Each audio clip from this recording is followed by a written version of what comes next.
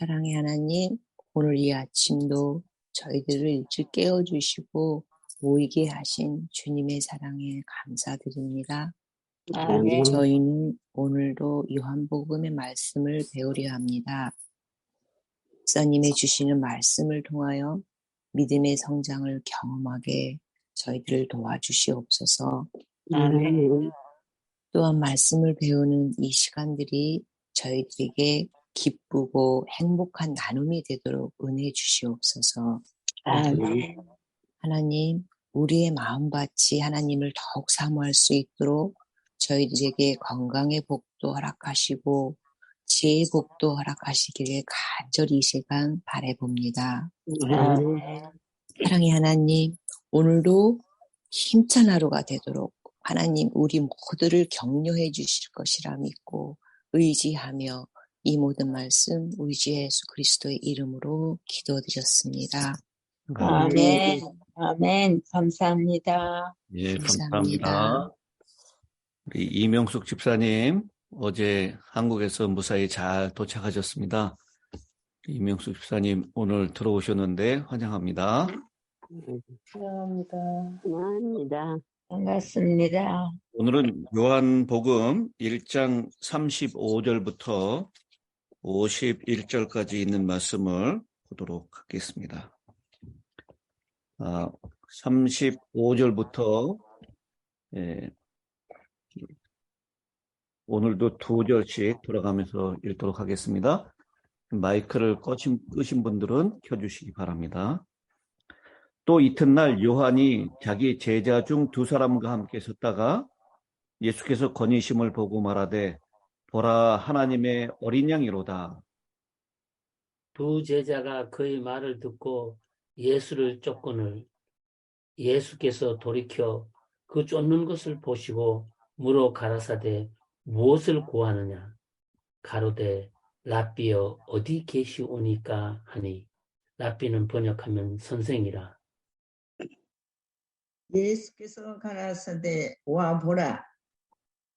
그러므로 저희가 가서 계신 데를 보고 그날 함께 거하니 때가 제10시쯤 되었더라. 요한의 말을 듣고 예수를 쫓는 두 사람 중에 하나는 시몬 베드로의 형제 안드레라.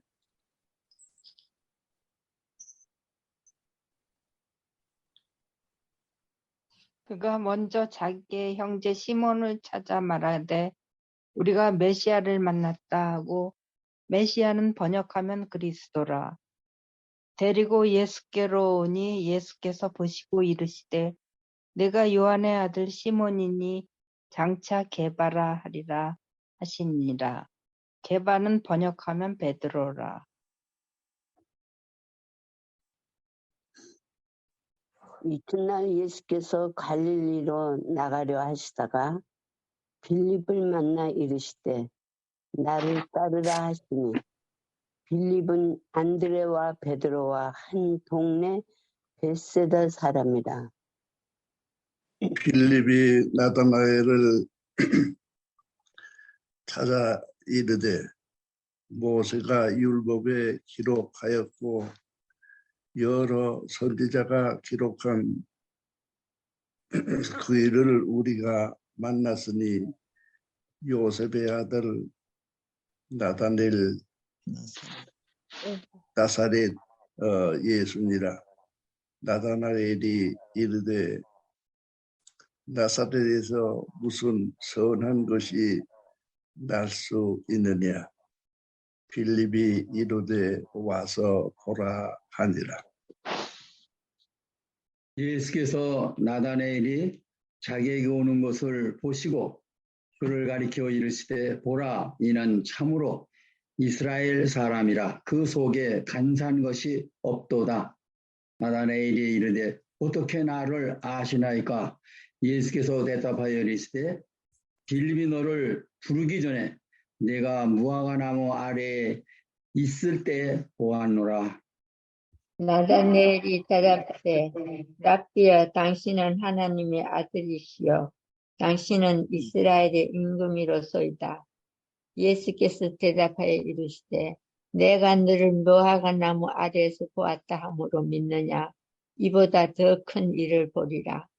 또 이르시되 진실로 진실로 너희에게 이르노니 하늘이 열리고 하나님의 사자들이 인자 위에 오르락 내리락 하는 것을 보리라 하시니라. 아멘. 아멘. 감사합니다. 이 요한복음에서는 예수님에 대하여 여러 가지로 장엄하게 묘사를 하고 있습니다.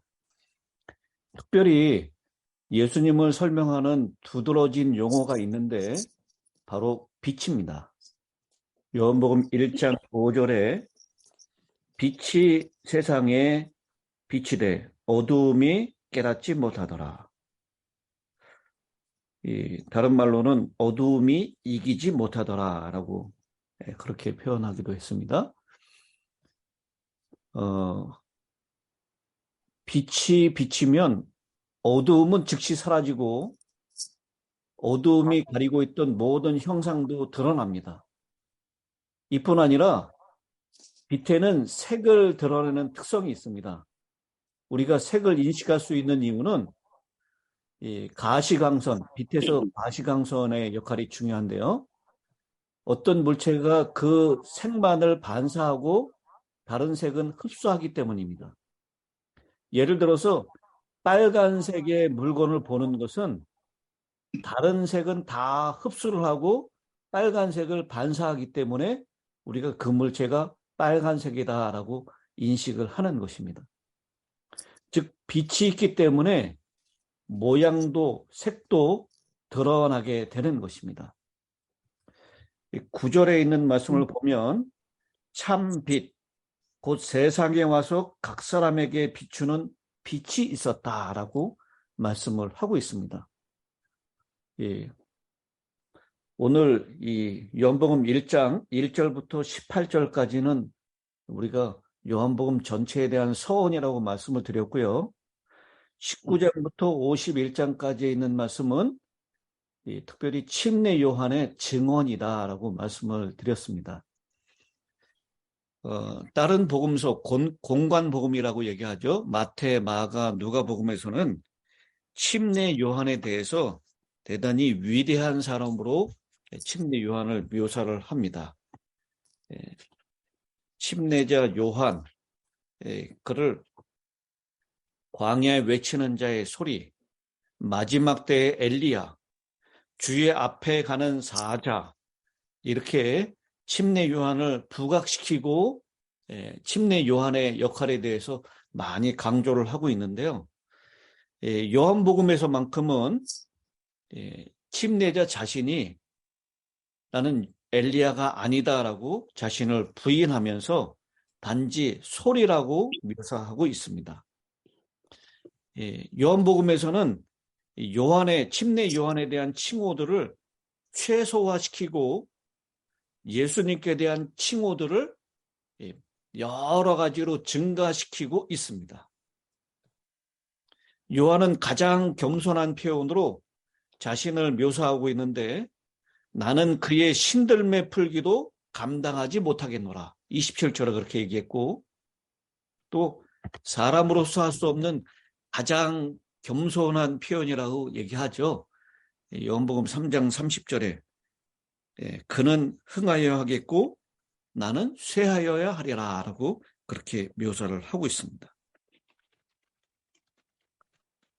이토록 요한복음에서는 다른 공관복음서와 다르게 침례 요한에 대하여 아주 겸손하게, 그러나 예수님에 대해서는 아주 풍성하게 여러 명칭으로 예수님을 묘사하고 있는 것을 우리가 보게 됩니다. 우리 1장에서만 봐도 예수님의 명칭을 이렇게 얘기하고 있죠. 1장 1절에서는 말씀이라고 얘기하고 있고요. 8절에서는 빛이라고 얘기하고 있고 그 다음에 18절에서는요. 독생하신 하나님이라고 표현하고 있습니다. 그리고 29절에서는 하나님의 어린 양이라고 표현하고 있고, 뭐 오늘 본문에서도 마찬가지죠. 36절에 하나님의 어린 양이라고 표현하고 있습니다. 그 다음 38절에서는 예수님을 제자들이 뭐라고 부릅니까? 라삐. 네, 랍비라고 부릅니다. 41절에서는 메시아. 메시아라고 표현하고 있고, 49절에서는 이스라엘의 임금. 임금. 이스라엘의 임금이라고 표현합니다. 이스라엘 왕이라는 거죠. 다윗의 후손. 이것은 메시아라고 하는 표현의 다른 표현입니다. 그리고 51절에서는 예수님께서 자기 자신을 직접적으로 칭호한 처음 등장한 용어 인자가 표현되어 있습니다. 이렇게 1장에서만 해도 예수님에 대한 표현을 말씀, 빛, 랍비, 메시아, 이스라엘의 임금, 또 하나님의 어린 양, 이렇게 뭐 독생하신 하나님, 이런 여러 가지 표현으로 예수님을 풍부하게 표현하고 있는 것을 보게 됩니다. 근데요, 이 온 유대에서 갈릴리에서 침례 요한을 따르는 제자들이 많았다라고 제가 어제 말씀을 드렸습니다. 근데 오늘 침례 요한의 증언을 통해서 침례 요한의 두 제자였던 사람들이 예수님께로 쫓는 이야기가 나오죠. 35절입니다. 또 이튿날 요한이 자기 제자 중 두 사람과 함께 섰다가 예수께서 거니심을 보고 말하되 보라 하나님의 어린 양이로다. 이 두 제자는 누구라고 우리가 알고 있습니까? 안드레하고 나다나엘. 이 요한은 요한. 자기 자신의 이름을 언급하고 있잖아요. 요한복음에서. 근데 우리가 안데와 요한. 침례 요한의 두 제자였다가 예수님을 쫓았던 두 제자는 요한과 안드레라는 것을 우리가 잘 알고 있습니다.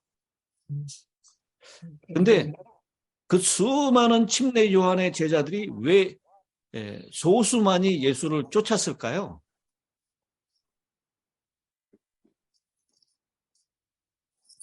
여러분 궁금하지 않습니까? 침례 요한을 따르던 그 수많은 제자들 중에 소수만 예수의 제자가 됐어요. 왜 그 많은 사람들이 예수를 쫓지 않았을까? 거기에는 두 가지 이유가 있다라고 얘기합니다. 첫 번째 이유는요, 오늘날에도 흔히 있지만 신학을 말할 때 옛 것일수록 더 좋은 것이라는 의식이 있습니다.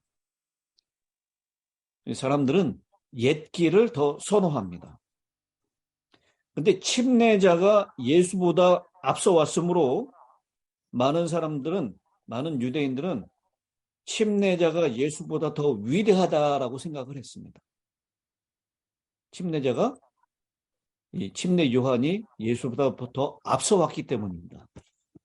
그래서 이 사도 요한이 요한복음을 기록하면서요, 그 사실을 강조하고 있죠. 15절입니다. 요한이 그에 대하여 증언을 외쳐 이르되 내가 전에 말하기를 내 뒤에 오시는 이가 나보다 어떻다고요? 나보다 앞선 것은 나보다 먼저 계심이라 한 것이 이 사람을 가리킴이라. 또 30절에도 그 말씀을 반복하죠.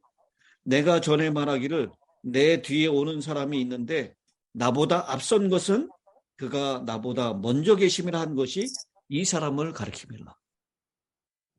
이 유대인들의 뿌리 깊어 있는 먼저 온 사람이 더 위대하다라고 하는 이 사상을 침례 요한은 깨트리기를 원했던 것입니다. 그래서 그가 나보다 뒤에 왔지만 그가 먼저 계시는 분이다 라고 그렇게 표현하고 있습니다. 그리고 많은 사람들이 침례 요한이 예수님보다 더 위대하다고 생각한 또 다른 이유는 유대인 전승에 따르면 그때 한 명이 아닌 두 명의 메시아가 나온다라고 하는 전승이 있었다는 것입니다. 근데 두 명의 메시아는 한 명은 유다 족속에서 나오는 메시아가 있고 또 한 명은 레위 족속에서 나오는 메시아가 있다라고 주장했습니다.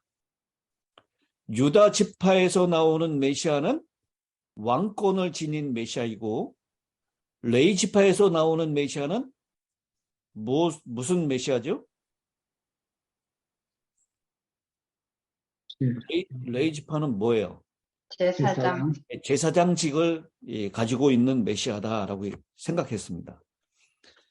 구약에서 왕들과 제사장들은 모두 기름 부음을 받았습니다. 그러므로 어떤 집단들 안에서 메시아, 기름 부음을 받은 자는 한 사람으로 통합될 수 없고 적어도 두 명이 되어야 한다는 기대가 일어나게 되었습니다. 근데 여러분 아시다시피 침례 요한은 무슨 지파입니까? 침례 요한은 레위 지파. 레위 지파. 아버지가 사가랴 제사장이었죠. 그 다음에 어머니가 엘리사벳 제사장의 딸이었습니다. 그래서 침례 요한은 제사장 가문이었기 때문에 제사장이 될 것이다 라고 사람들이 생각했어요. 그래서 침례 요한이 레위 족속에서 나온 제사장직을 감당하는 메시아다라고 생각했습니다. 아시는 대로 예수님은 무슨 지파였습니까? 유다. 유다 지파였어요. 예수님은 유다 지파에서 나온 왕으로서의 메시아다라고 생각을 했습니다. 그게 유대인들이 가지고 있었던 메시아가 두 명에서 나올 것이다라는 전승 때문에 그렇게 생각한 것입니다. 그러면 왕직을 가지고 있는 메시아하고 제사장직을 가지고 있는 메시아 중에서 누가 더 위대하다라고 생각했습니까? 사람들이. 제사장. 제사장. 제사장직을 가지고 있는 메시아가 더 위대하다라고 생각을 했어요. 왜냐하면 당시는 정치보다 종교가 더 우위에 있다라고 생각을 했기 때문입니다. 그래서 제사장이 왕에게 무엇을 합니까? 제사장이 왕에게 기름을 부어요. 왕이 제사장에게 기름 붓는 일은 없습니다. 그래서 제사장이 왕보다 더 위대하다라고 생각을 했습니다. 그래서 레위 족속에서 나온 이 메시아인 침례 요한이 유다 족속에서 나온 메시아인 예수님보다 더 위대하다라고 생각했기 때문에 사람들이 예수님을 따르지 않고 침례 요한을 끝까지 따랐다라고 하는 것입니다. 그런 배경 때문에 그런 것을 잘 알고 있는 요한이 요한복음을 기록하면서 침례 요한은 지극히 작게 광야의 한 소리고 그는 흥하여였고 나는 망하여 하겠다라고 하는 침례 요한의 아주 겸손함을 작게 표현한 반면에 예수님은 정말 유일한 메시아로서 아주 크게 그렇게 표현하고 있다라고 하는 것입니다. 그러면서 오늘 이 본문에 있는 말씀을 보면요. 무슨 단어가 가장 많이 등장하냐면 보라라고 하는 단어가 많이 등장합니다. 예수께서 거니심을 보고 보라 하나님의 어린 양이로다. 예수께서 38절에도 예수께서 돌이켜 그 따르는 것을 보시고 물어 이르시되 그리고 와서 보라. 가서 계신 데를 보고 이렇게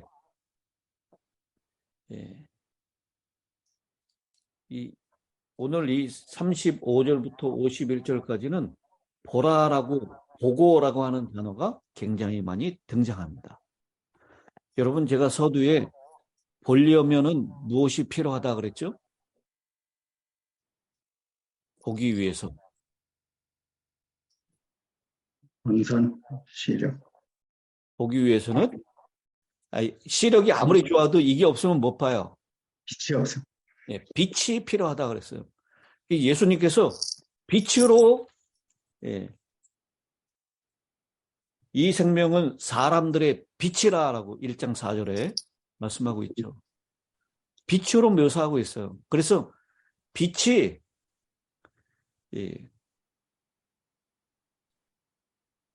각 사람에게 비추는 빛이 있었다라고 말씀을 하고 있고, 그리고 1장 8절에도 그는 이 빛이 아니요 침례 요한은 빛이 아니라 그랬어요.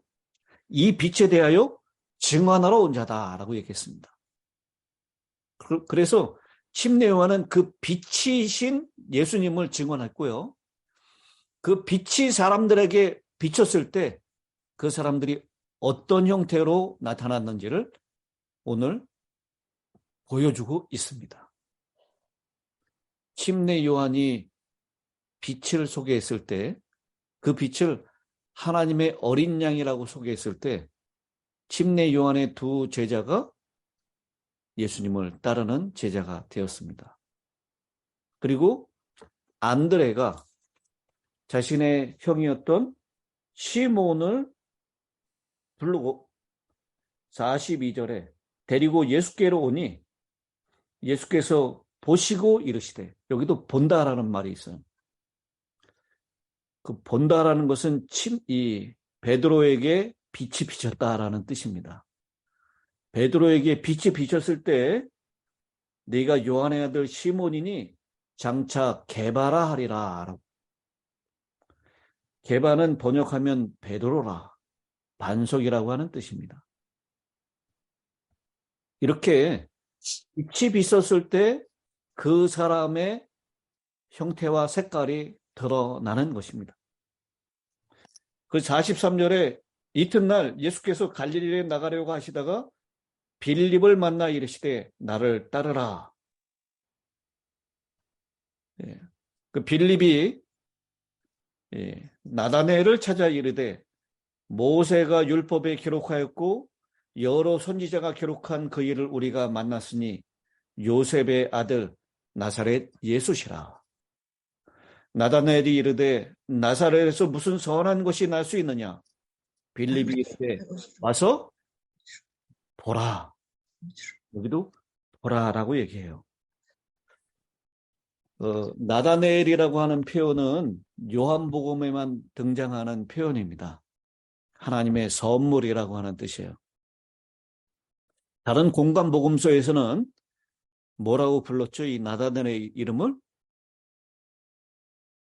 바돌로메라고 부릅니다. 바돌로메, 돌로메의 아들이라는 뜻이에요.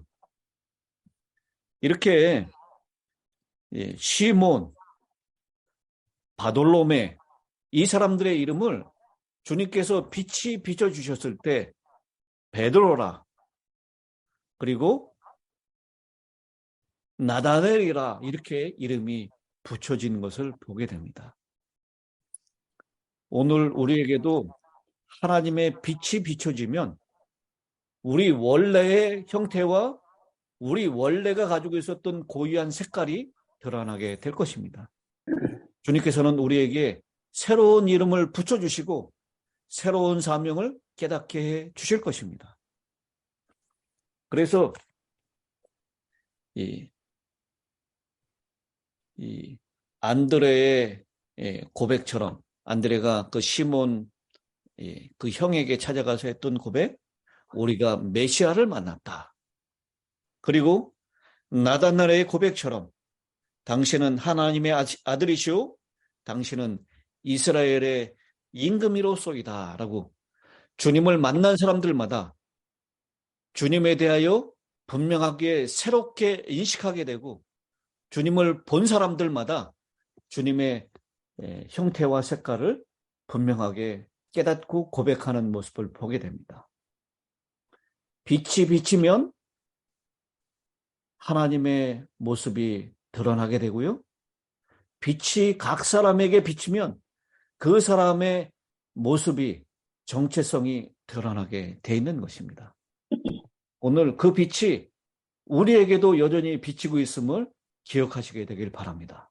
아멘. 아멘. 우리 그 빛을 따라서 하나님을, 그리스도를, 예수님을 메시아로 고백하고, 그리고 우리에게 주어진 사명, 우리에게 부여된 정체, 그것들을 깨닫고 주님의 일을 감당하시는 저와 여러분이 되시기를 간절히 바랍니다. 아멘. 50절에 예수께서 대답하여 이르시되 내가 너를 무화과나무 아래에서 보았다 함으로 믿느냐? 이보다 더 큰 일을 보리라. 여기 또 본다라는 말을 2번 사용하고 있습니다. 여러분, 나다나엘이 왜 무화과나무 아래에 있었을까요?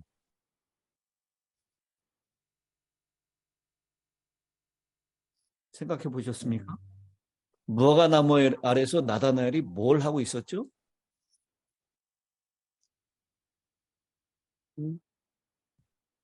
무화과나무 아래에서 나다나엘은 기도하고 명상하고 있었습니다. 무엇을 기도하고 명상하고 있었을까요? 당시 침례 요한의 기별, 회개하라 천국이 가까웠느니라 라고 하는 기별. 이 천국이 가까웠다라는 기별은 메시아가 오신다라고 하는 기별이었어요. 정말 침례 요한이 얘기하고 있는 이 예수가 우리가 그처럼 고대하고 기다렸던 메시아일까라고 그는 하나님께 기도로서 간구하고 깨달음을 얻게 해달라고 거기서 깊이 명상하고 있었다라는 것입니다. 네. 이 나다나엘의 기도, 메시아가 다시 오실 것을 고대하면서 정말 예수님이 메시아일까? 그분이 진짜 메시아로 오신 것일까? 기도하고 명상하는 가운데 이 나다나엘은 답을 찾게 된 것입니다. 그래서 그는 고백하기를 하나님의 아들이시오 이스라엘의 임금이라고 그렇게 고백하게 된 것입니다. 그럴 때 주님께서는 이 51절의 마지막 덧붙이시는 말씀을 주십니다. 진실로 진실로. 이 진실로 진실로는 이 헬라어 원본으로 보면 아멘 아멘으로 나오죠. 우리 요한복음의 특징은 반복하는 것이 특징이라 그랬습니다. 여러분, 공관복음의 특징은 예수님께서 하시고 행하시고 사람들에게 이적을 베풀었던 것, 직접 만나고 행동했던 것을 증언하는 것이 특징이라면 예수님이 돌아가신 지 이미 60년이 지난 이 요한복음을 기록할 당시에는 예수님의 행했던 일들, 예수님께서 이적을 베푸셨던 것, 이것을 이야기하기보다는 예수님의 말씀을 더 많이 강조합니다. 왜냐하면 그때는 보고 경험하고 했던 것들을 믿는 시대가 아니라 그건 이미 너무 오래전의 일이었어요. 이제는 예수님의 말씀을 듣고 믿는 시대가 됐다라는 것입니다. 그래서 예수님의 말씀을 믿게 하기 위해서 여러 번 반복해서 강조해요. 여러분, 한 번 들으면 믿지 않는데 2번, 3번, 4번, 5번 계속 들으면 그게 사실로 믿어질 수 있는 것입니다. 그래서 이 사도 요한은 요한복음을 기록하면서 반복하는 용어를 계속 강조하는데요. 그 중에 하나가 진실로 진실로라고 하는 단어예요. 다른 공관복음에는 한 번도 등장하지 않지만 요한복음에는 25번이나 등장합니다. 진실로 진실로. 너희에게 이르노니 하늘이 열리고 하나님의 사자들이 인자 위에 오르락 내리락 하는 것을 어떻게 하리라? 우리라. 이것도 빛이 있기 때문에 보는 것입니다. 여러분, 천사들이 사닥다리를 오르락 내리락 하는 것, 이거 어디에서 나온 얘기죠? 야곱이 야곱. 야곱이 베델에서 꿈을 꿨을 때 있었던 장면입니다. 바로 그 사닥다리를 예수님께서는 자기 자신이라고 얘기합니다. 인자라고 표현하고 있어요. 예수님을 통해서 하늘의 일이 전달되고 하늘의 은혜가 예수님을 통해서 이 땅에 내려오게 되고, 그리고 사람들의 형편과 사람들의 소원이 예수님을 통하여 하나님께로 올라가게 될 것이다 라고 하는 것을 여기 말씀하고 있는 것입니다. 이 요한복음, 하나님의 아들, 완전한 하나님이시면서 완전한 사람이셨던 그분, 하나님과 사람 사이의 유일한 중보자이신, 하늘과 이 땅을 연결하는 인자이신 그분의 역할, 그 사명이 어떠한 것인지 우리는 이 요한복음을 통해서 보게 될 것입니다. 오늘 이 침례 요한의 그 증언들 우리가 살펴봤고요. 그리고 침례 요한은 빛이 아니라 그 빛을 증언하는 자였다. 그 빛은 예수님이다라고 하는 것. 그리고 그 빛이 비쳤을 때 예수님의 정체가 드러나고 각 사람들에게 비쳤을 때 그들의 사명이 드러나고 그들의 이름이 다시 주어지는 그런 이야기를 오늘 살펴봤습니다. 오늘 그 빛이 우리에게도 비치고 있음을 기억하시고 그 빛을 따라 승리하시는 저와 여러분이 되시길 바랍니다. 아멘. 아멘. 김선희 집사님 마지막 끝기도를 부탁드립니다.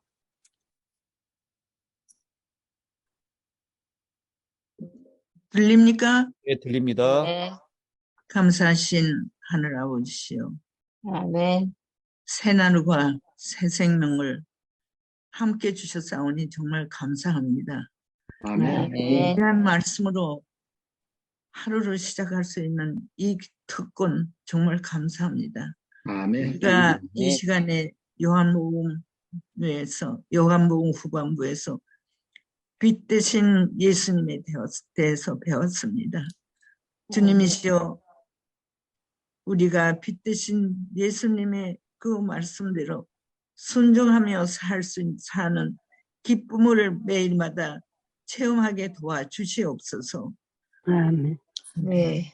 주님의 뜻대로 사는 기쁨이 우리의 매일 생에 충만하게 도와주시고, 오늘 하루 살 때 우리의 발걸음마다 인도하시고 우리의 생각마다 주장하셔서 주님이 기뻐하시는 생애를 살 수 있도록 저희와 함께하여 주시옵기를 간절히 빌고 원하옵나이다. 아버지 하나님, 아멘. 영육 안에 연약하신 분들 도와주시옵소서.